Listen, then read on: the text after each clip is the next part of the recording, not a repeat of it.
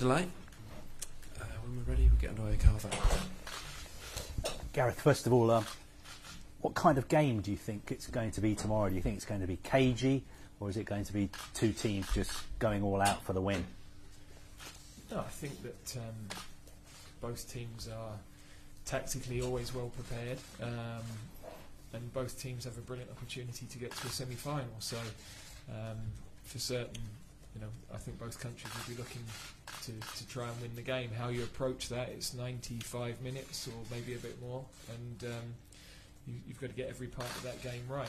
But there's some very good players on show, and a full house. It's a great game to be involved in. What did you learn from playing against Croatia in the World Cup semi-finals in Russia?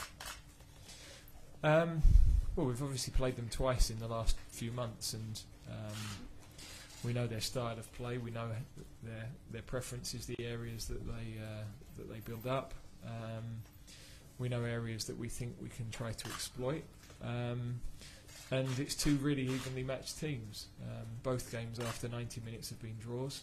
I think there's been periods in both of those matches where each team's had the upper hand. So we've got to put all the things together tomorrow and make sure we back up our last few performances, which have been really healthy, and finish the calendar year from an England perspective on a real high. Do you think you're a better side now than you were 4 months ago in Moscow? I think we've learned with every experience that we've had, and we've added more depth to the squad in terms of some more young players emerging, more competition for places. We've had a slight change of system, which has also added something different, so we've got some flexibility in how we can play. So we're always improving, and I think in those 5 matches that you've seen since the summer, what we haven't done is sat on our laurels and said, okay, we're happy with what we did at the World Cup, and that's it for the year. We'll look forward to the European Championships. We've wanted to keep improving, and I think the players have shown that mentality as well. And the permutations tomorrow could be quite complicated. What have you told the players about what they need to do tomorrow? Have you gone through all the different scenarios of what it would mean? No, we want to win the game. Simple as that. I'm not concerned with anything else. I don't see us, if it's 0-0 with 5 minutes to play, keeping the ball in the corner to try and stay in the group. We want to try and go to a semi-final, and we've got to do everything we can to make that happen. Harry, just turning to you, what are your memories of that night in Moscow? I mean, you had that chance to make it 2-0. Have you thought about that a lot since that night? Well, yeah, of course. I've always said, as a striker, whenever you miss a chance, you obviously have to forget about it as quick as possible during the game and be ready for the next one. But yeah, it hurts. Obviously, any semi-final, any big game that you lose, you always think about what you could have done better.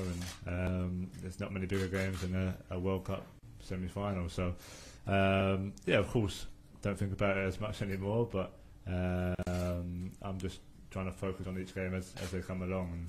And we know Croatia are a great side, and we played them obviously out there, and it was a difficult experience, a strange experience, but I thought we played pretty well. So for us, it's about trying to win the game tomorrow and get to another semi-final. And you'll be coming up against Luka Modric again, obviously somebody you know very well. He's won so many awards this year. Do you think he's been the best player in the world this year? I think he's definitely been up there for sure, yeah. Obviously played a little bit with Luka when I was a younger kid at Spurs, and I think everyone knows now how good a player he is, and he's been doing it year after year. So he deserves all the awards he's getting, and yeah, he's been fantastic this year. Hopefully he might have a quiet night tomorrow and we can win the game. But yeah, if he goes on to win whatever awards there are to win for the rest of the year, then he fully deserves them. We had a press conference with Wayne Rooney a few days ago when he was talking about his goal scoring record, and he said he thought that you could break that record one day. Do you think that's possible? Is that a long-term target for you? Well, yeah, it's definitely possible, but it's still a fair bit away.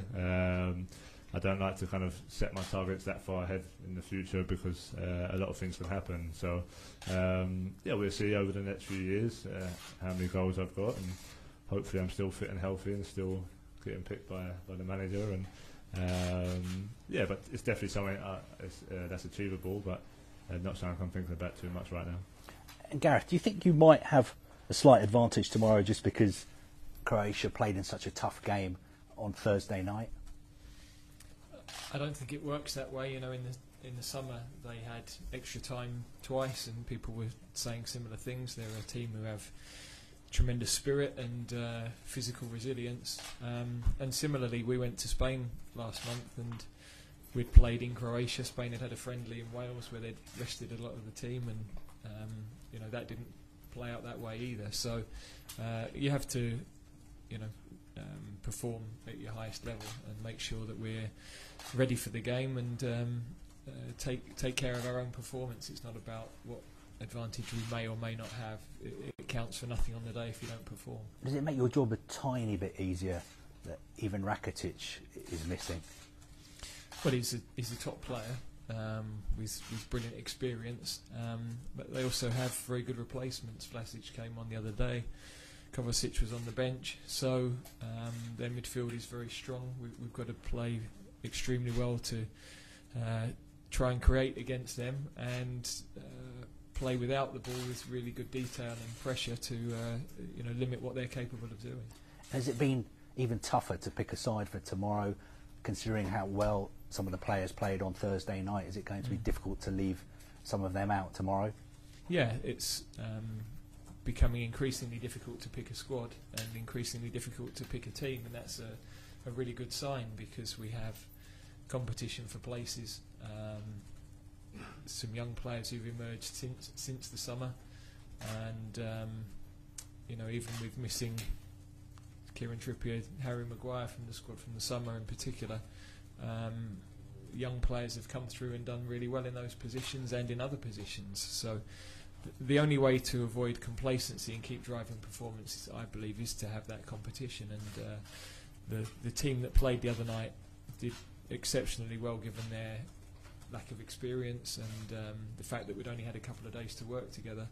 And equally, they were really well supported by the players who didn't play. And that feeling of togetherness and spirit is what we have to take into tomorrow. Croatia, we know, have that. We have to more than match that and play with real quality to win the game.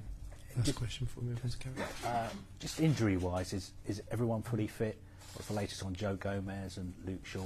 Yeah, everybody's trained today, so we always have to assess everything after training, but everybody is trained. So at the moment we've got full squad to pick from.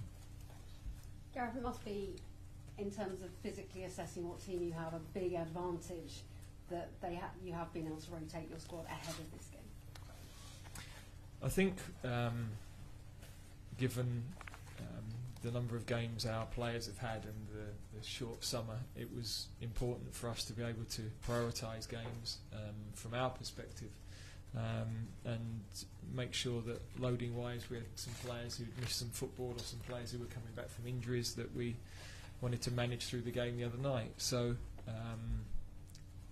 across this 4 or 5 month period, we've had the players a lot, and we've put big demands on them. So this week it's been good to balance that off. But that only becomes important if we play with the right energy and tempo and tactical awareness in tomorrow's game. And you're probably ahead of this game not want commentators speculating that Croatia could be more tired after they use that as an incentive at the World Cup. No, I think they've got some outstanding athletes and they've got a very resilient mentality. So we know the pride they have in playing for their country. We've seen that firsthand. We saw it again the other night in Spain with the late winning goal and the celebrations that followed.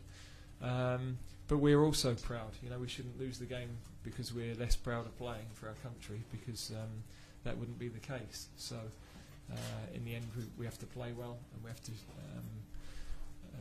tactically be right, be in the right positions with and without the ball, and make sure that we make the chances that we create count. Harry, Luka Modric has confessed that the team were sapped of energy and emotionally sapped after that World Cup, and that led to that 6-0 defeat to Spain. He now says the team are feeling much pressure and the results are coming through. Are the senior players that went all the way through that third place playoff feeling a lot fresher than they did at the start of this season? Well, yeah, it's always tough after a summer like that. You spend a lot of emotions physically, mentally, and obviously the Premier League wasn't that far around the corner either, so you have to then get right up for that. So there's always a period where you're kind of just getting back into it. And yeah, we're at a stage of the season now where you're probably as fit as you're going to be throughout the season, and yeah, we all feel fresh and healthy. Training's been great, a lot of intensity this week. So yeah, we're ready to go tomorrow, and like I say, hopefully we can get a win. There's a nice moment of you watching back Jesse Lingard's goal on the bench on the laptop. What was it like watching that, and how much does it make you itch to get back in there? Because you're not a happy person sat on the bench, are you? No, of course. Every player wants to be on the pitch, and yeah, watching Jesse's goal, it's a fantastic goal, and it was.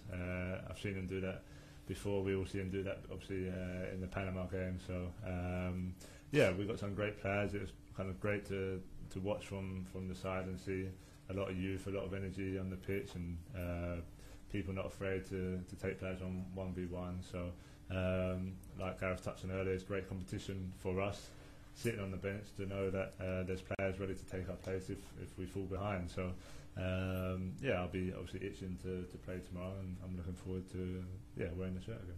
Dejan Lovren got somewhat derided when he spoke to us post-match and said after the defeat of England, if we win the World Cup, I have to be considered one of the best defenders in the world. But after that performance against England, when many were hoping he'd feel the pressure, make a mistake, how do you rate him? He was saying that Ramos gets more credit because when he plays against Real Madrid, people don't notice his mistake. Comparing the two, are they equals in the game? That's not for me to compare them to. Obviously, I think Ramos, his record speaks for itself, the amount of trophies he's won, and the amount of big games he's played in. So yeah, of course, Lovren is another fantastic defender, and I look forward to going up against him again tomorrow. So it's a matter of opinion. Obviously, he has these opinions. Some players are more outspoken than others, but yeah, from my point of view, it's not to judge them, it's to focus on myself and my team. After sticking the elbow in against Spain, he's promised another fiery encounter against England. Is that a threat?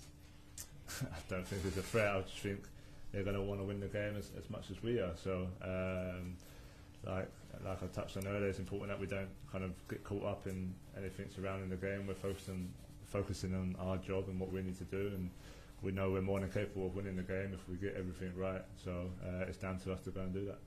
The Croatia coach has said today that Jordan Pickford is one of the best keepers in the world at playing out from the back. How difficult is he to get past? Yeah, no, he's a great goalkeeper. He's a good lad as well. We have a good bit of banter throughout the camp. So I still keep telling him he's dragged to me for the first goal against Spain was not meant, but he's adamant that he meant it. So yeah, strikers and goalkeepers always have a bit of banter throughout the week. So but Jordan's a fantastic keeper, and he's been showing that obviously in the summer and this season with his club as well. From Callum Wilson and Jadon Sancho's performance as a leader that's so often relied on to supply goals, does that give you a bit of satisfaction and reassurance that there are people to come off the bench to support you now coming through? Well, it's great. I think they both played very well in the game in midweek. Jadon's very good 1v1, great skill, great agility to take players on.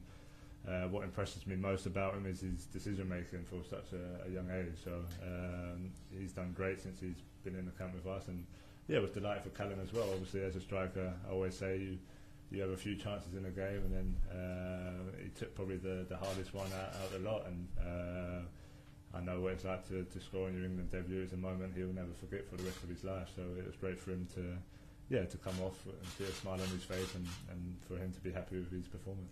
Last one before we pass the mic around. It was such a strong performance away to Croatia. How much did that bolster the side, and how frustrating was it not to be able to do it in front of your family, not to be able to do it in front of the fans? How much is that an incentive to go to Wembley and have the potential to win this Nations League match? Well, yeah, it's a great opportunity playing at home in front of hopefully 80,000 people to reach a semi-final it's a massive incentive for us to go and win. So we're looking forward to the game. We're looking forward to the atmosphere, and like I said earlier, it's down to us to kind of make everyone proud and reach a second semi-final in a year that's been fantastic for us.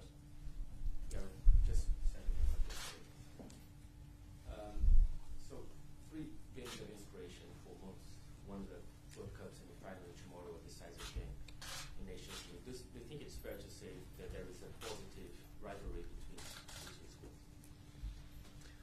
Yeah, I think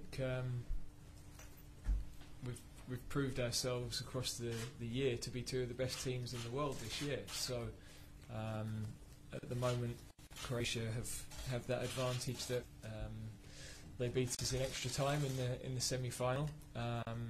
We've got huge respect for them, the players, the coach, their mentality, but also we've got belief that we're improving and we're learning all the time, and people can see how hungry we are to succeed. So we've got great motivation ahead of tomorrow's match. Okay, pass the mic along the row there to the gentleman. Thank you. Stipe Antonijević, Nova TV from Croatia. Mr. Southgate, even before the semi-finals World Cup, Croatia weren't the happiest opponent for England. Croatian fans who are traveling to Wembley are calling for a 2007 repeat when Croatia beat England 3-2. Slaven Bilic was the manager, which kicked out England from the Euro 2008. How well do you remember that game, and are you afraid it could happen again? Well, I remember the game. I remember Slaven having a fantastic impact with the team, and some of the players that are still playing for them were around at that time. So that's why we have so much respect for a lot of those senior players in particular. But that game has no bearing on tomorrow's game. We have a completely new team, completely new mindset. We're trying to break barriers down and play in a different way, different style, and we're getting better all the time. So we're looking forward to the challenge tomorrow. What do you see as Croatia's weakest and what as Croatia's strongest link today? Well, we know that we've talked already about some of the midfield players, their experience, their quality, their experience of big matches. They have strong attacking wingers in likes of Rebic or Perisic, Kramaric if he plays wide. So they have lots of strengths. We have to be prepared to defend really well as a team, not just as a back four. And then, like any team, there are always areas you look to try and exploit. So we've got to make sure that our attacking players are of a high level. We've got some really good attacking players who are in good form, looking forward to the game. And yes, it promises to be. I'm really excited by the game because I think it's going to be a really good one to watch. One more next question. Mr. Kane, a question for you. I don't know if you've seen Croatia's game against Spain Thursday, but the second half was really total football. It was 5 goals. It could have been 5 more. Do you expect Croatia to play in that way, considering the both teams are looking for a victory and going through the semi-finals, or you are expecting a game maybe a little more defensive in the first half? Well, it's hard to say really. I don't think both teams are going to go out in the first 10 minutes and try and win the game. We both know it's a game of 90-95 minutes. So yeah, we'll obviously like to score early and get ahead, but if that's not the case, then we'll be patient and play the way that we've been learning over the last few years. So of course, if it gets towards the end of the game and it's 0-0, I'm sure both teams will be looking for the goal. And but it's about how we cope with that, how we're balanced when we're attacking and not getting caught on the counter attack. So yeah, we need to play like it's any other game and try and win. Okay, thank you very much.